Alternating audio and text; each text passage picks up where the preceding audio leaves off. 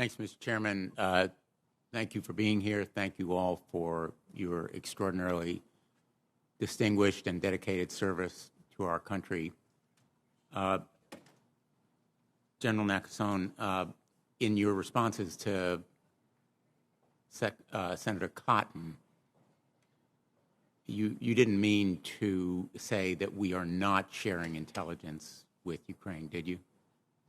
I did not. I said that I believe, Senator, I wanted to make sure that we talked about the details in a closed setting. But the idea that we are denying intelligence or refusing to share intelligence is incorrect. That is correct, Senator.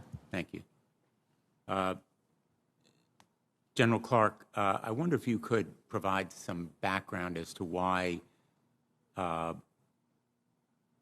use of undersea vehicles for inserting our special operators is important, whether it is through the dry combat submersible or through the existing undersea warfare platforms that we have.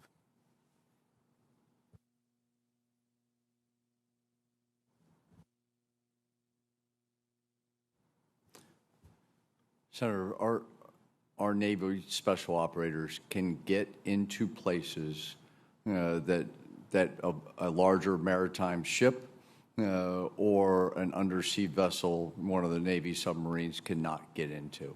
And it provides us the opportunity, which I can cover specifics in a closed session, to get in places that we need to conduct reconnaissance in and to be able to give the Joint Force insights for potential future conflict and for competition.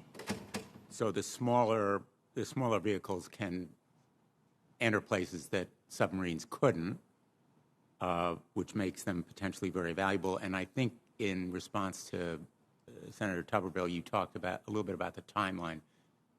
What is the fastest that we could see those dry combat submersibles available? Senator, we are testing one now. I went on it personally within the last 12 months and found that it is almost ready at this point. We will be able to. We're still going through some specific testing of it, and I can get back to you on the record with what that specific timeline is. But we're talking months, probably not years, before it is. We're operationally validating it now to make sure it would be completely safe in an operational environment.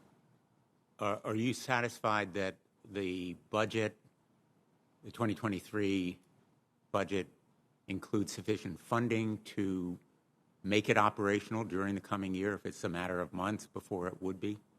Senator, I do for this year's budget, but there are additional capabilities that we will continue to advocate for to build the modernization not just of the dry combat submersible, but other undersea clandestine type vessels that will also assist us in the maritime and the littoral domain.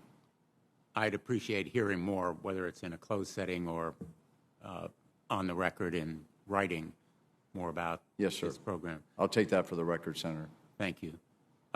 One other area, when I visited Ukraine just very shortly before the invasion in January, and I think I'm certain now it's a matter of public record that we had trainers there for the Ukrainian forces.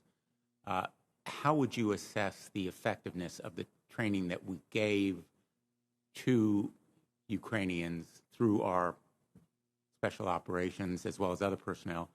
And would such training now be useful for more of them outside of Ukraine? Obviously, we are not going to put any of our personnel into Ukraine, but if there were training outside the country for some of their special operators.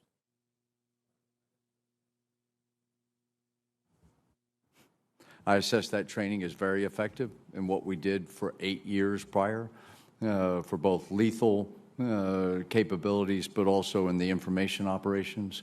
And I do believe that at Ukrainians' desire based upon what they will need in the future for what could become a protracted engagement with Russia. We should look at and assess what future capabilities they will need, because they will need to have a sustained effort. And I think we could provide those if the policy is decided. But I think that would benefit the Ukrainians in the future. Absolutely. Thanks so much, General. Thank you all. Thank you, Senator Blumenthal.